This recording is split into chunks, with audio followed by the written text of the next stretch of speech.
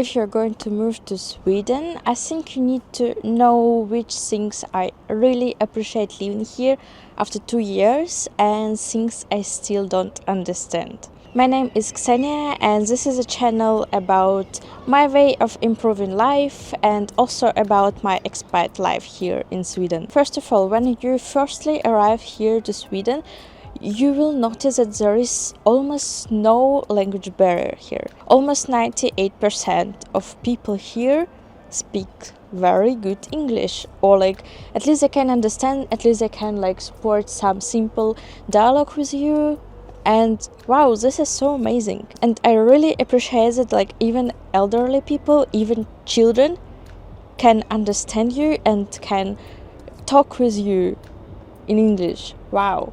However, it's become really difficult to practice your Swedish, especially if it's like low level and you have strong accent, because people just like hear it and switch to English and that's it. But I also met people who trying to help me to practice my Swedish, like my neighbors. And I know this is like the big stereotype about Swedish, that people don't go like because they see their neighbors and they don't want to have like any small talk.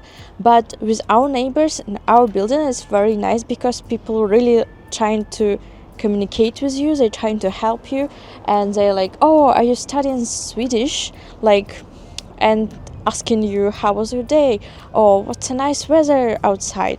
The other thing that was pretty difficult for me, when you first like make the doctor's appointment or you're trying to have a bank account or something, you need to have like specific documents like personal number and social security number, and it's like for us it took 8 weeks, and before this 8 weeks it was so difficult. You couldn't log in, you couldn't like become a member of anything.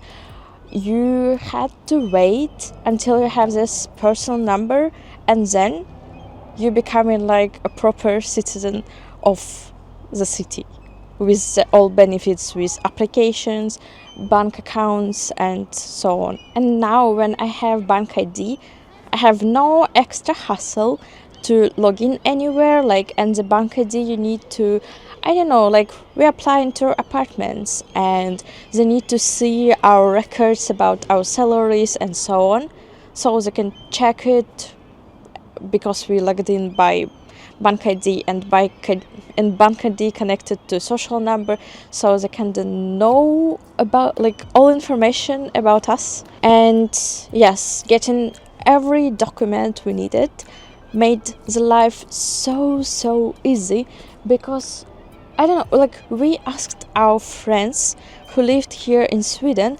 to pay for our rental because we couldn't like pay directly to the apartment or something else because we didn't have like any social number. Again, what a sad story. The strange thing for me was that every city has its own application for transport. For instance, I'm living in Gothenburg and we have bus traffic, but if you go into Stockholm, you have SL or SJ, whatever it's called. And like when you go somewhere else out of your city, you need to download another app. It's not really comfortable. However, the transportation, the public transport here is very good. I really enjoy it because it's easy to go anywhere almost, and like trams and buses goes like every 5-10 minutes. But when it's snowing or heavy raining, sometimes transportation cancelled. And I was like, I'm here for 3 winters, and every winter they have this like, oh, it's for snow, we're not ready for it. And like, okay, but we're in Scandinavia, like it's Sweden, it's supposed to snow, you know, like you're supposed to be like, I don't know, you're supposed to maintain your roads, or how you can manage it otherwise, because like every first snow you have delay, you have cancelled like trains, trams, buses. I don't know, maybe you can explain why it's happening. And the other thing I need to mention, if you've never been to Sweden, the transport tickets is very expensive. Like you can pay €4 for one ticket for 90 minutes, or the day ticket costs like €10 or something, but like month period ticket cost €80. And like, I don't know, the city isn't this big, why it's so expensive? And as we're talking about transportation and public system and so on, fun fact for me was that you can cross the road on red light. I think I can find video and upload it here as well. Like policeman goes on the red light. I was like, really? People do it? And here, like, you can go everywhere if you don't make this like case for accident or anything. Like if there's no cars, you can go. Nice. In my opinion, summer is the best season here, especially when like all the darkness goes away and you can have like this daylight like at 9 p.m. or something. And I think it's very wonderful, especially because Sweden is full of lakes, forests, so like there's so many nature and it's so beautiful and well maintained, so it's like a pleasure to go outside. But remember, if you decide to stay in the city during the summer, especially during July, a lot of local shops are closed. This is why like people taking their vacations about 4-3 weeks, and they're just going outside or like going abroad, and it's very common just to close your shop and or cafe or like do nothing.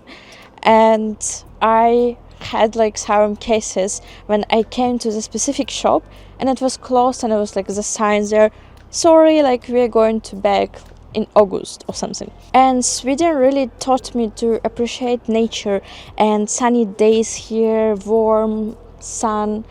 I really like it, and I think there's so many lakes here, like seashore as well. Then you can go out and like be out of city, and this is so wonderful, especially with the transportation as well. Like you can grab tram, and in 30 minutes or like in 10 minutes, it depends like where you're located, you can go to the sea or to the lake or forest. And if you're the person who likes hiking, there's so many opportunities as well. And if you need some company, you can like have meetup application, and I know there's so many people who going together in the forest, having like fun and making new friends. But if you're going to have this camping and you need some booze, don't forget that it's impossible to buy any alcohol here during Sunday or like after 5 p.m. on Saturdays, because like I know there's so many people who talking about it, but if you're not familiar with Swedish culture and Sweden at all, you need to know there's Systembolaget, and this is like alcohol monopoly company, and you're not allowed to buy any alcohol like beers, for instance, at 3 and 5 more percentage of alcohol in the groceries. And other alcohol beverages, they only can be bought in Systembolaget. And Systembolaget, as I said, closed on weekends, and also like I think the opening hours and still 7 p.m. or 8 p.m. So not like in many countries you can buy alcohol like until 11 or 12. By the way, I really want to feel more about Sweden and my life here, so if you want to support me, don't forget to subscribe. Thank you. Bye bye.